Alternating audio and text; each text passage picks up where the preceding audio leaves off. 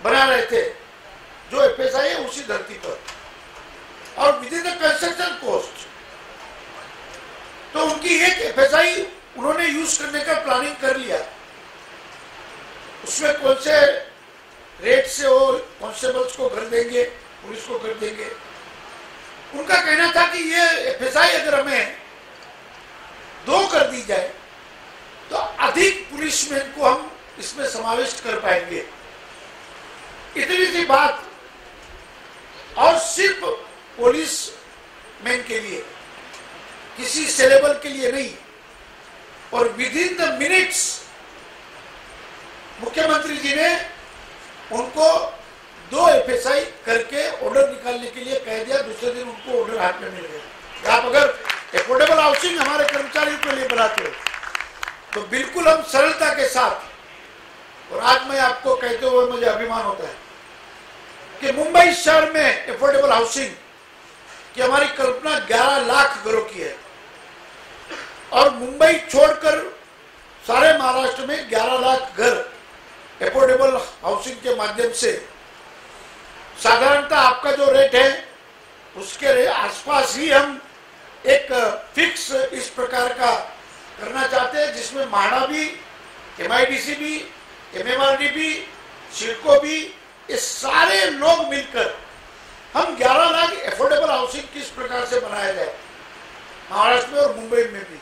और मुंबई में आपको आश्चर्य नहीं होना चाहिए कि आज पिछले 15 सालों में जिस झोपड़पट्टी का हमने एसआरए में रूपांतर किया, उस समय उस झोपड़े की कीमत थी 50,000 से लाख रुपया। आज जब घाटकोपर में, मैं एक ही उदाहरण इसलिए देता हूं कि मैं वहां का प्रतिनिधि हूं, 50 झोपड़पट्टी का काम गत 15 सालों में हमने पूर्ण किया, जिसको बिल्डिंग में रूपांतरित किया। हाँ, वो 50 काम करते करते होने के बाद कुछ उसमें त्रुटि, कुछ उसमें बदलाव लाने की आवश्यकता है, लेकिन ये इच्छा शक्ति के कारण एसआरए के इतने बिल्डिंग्स वहां पर बने, तो एक विश्वसनीयता निर्माण हुई। आज हम उसको और सरल करके ये संख्या बढ़ाना, आज झोपड़पट्टी का जिसको एक रूम मिला था उसकी कीमत उस झोपड़पट्टी में वो बेच के जा रहा है। हमारी इच्छा नहीं है, न शासन का मानना है कि एक गरीब व्यक्ति को घर मिलने के बाद वो मुंबई में रहे। मुंबई का भूमिपुत्र मुंबई से बाहर नहीं जाना चाहिए, लेकिन उसको 35 लाख 40 लाख रुपया मिल रहा है एक घर का।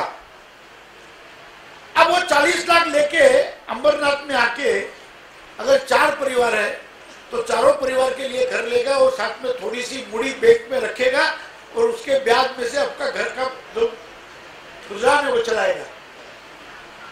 और मुंबई में मैं मानता हूं कि साधारणता अफोर्डेबल हाउसिंग, मेरा ये वाक्य पत्रकार मित्रों के लिए नहीं है, लेकिन हमारी जो मानसिकता है कि हम 6-6.5 हजार रुपए में मुंबई में स्क्वायर फीट के घर से दे सके, इस प्रकार का प्लानिंग हमारे दिमाग में फिट बैठा है।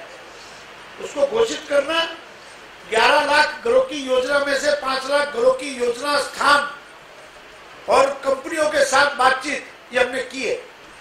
शायद 1 महीने के अंदर 11 लाख घरों की मुंबई की योजना को हम अंतिम स्वरूप दे पाए, इस प्रकार का हमारा प्रयत्न है। आज मुंबई में किसी भी शहर में, मुंबई के कम से कम 10,000 से लेकर 45,000 50,000 रुपया स्क्वायर फीट घर मिलता है। अगर वहां पर हम 1 BHK 400 स्क्वायर फीट का घर बनाते हैं, अगर 6 लाख रुपया 6,000 रुपये की कीमत हम रखते हैं, तो कोई भी सामान्य में सामान्य व्यक्ति वो घर खरीद कर सकता है। इस प्रकार की हमारी योजना है। मैं मयूर भाई, आपके इस प्रोजेक्ट की संकल्पना मेरी सरकार को आगे काम करने में कुछ निश्चित नया विजन दिया है। जैसे मैंने निगरानी जी को आके कहा कि 0.5 का पूरा 1 कर दो, प्रस्ताव रखो, हम चर्चा तो करेंगे। तो एक विजन मिला 2700 रुपया स्क्वायर फीट से घर यहाँ बेचते हैं। हमारी अफोर्डेबल की जो भी व्यवस्था होगी, हम आपको कहीं ना कहीं पर विकासक को, उद्योगों को हम उसकी भरपाई करके पूरी देकर हमें मॉडल रेट्स में पूरे महाराष्ट्र में घर बेचना चाहते हैं, मुंबई के बाद। उस रेट्स में हमारी अपेक्षा है कि हम करें। निश्चित रूप से आज एक नया विजन मिला है, मैं गगरानी जी से भी प्रार्थना भी की है, वो प्रस्ताव भी बनाएंगे। तो ये कॉम्प्लेक्स प्लस रेसिडेंस, ये कल्पना ही बड़ी सुंदर, यानी इतना अच्छा लगा मुझे यहाँ आके देख के कि सचमुच में मयूर भाई आपने और मल्होत्रा जी ने प्रारंभ किया है। होगा महाराष्ट्र में कहीं पर एक दो जगह पर इस प्रकार का प्रोजेक्ट, लेकिन मुंबई से नजदीक इस प्रकार के प्रोजेक्ट अधिक मात्रा में बने, ऐसी मन में इच्छा रखता हूं। आपने यहाँ पर हमें आमंत्रित किया, एक नया विजन दिया। सरकार के पास विजन नहीं होता, विजन तो समाज, प्रशासन और शासन तीनों के समन्वय से विजन और इच्छा शक्ति बनती है और उसको परिपूर्ण करते हैं। मैं समझता हूं कि हम सभी इस देश के नागरिक इस नाते नरेंद्र भाई ने जिस दिशा में कदम उठाए हैं, हम उसके आगे तो नहीं निकल सकते, लेकिन कम से कम उसके कदम पर चल के इस राज्य की दशा और दिशा को बदलने का संकल्प परिपूर्ण करें।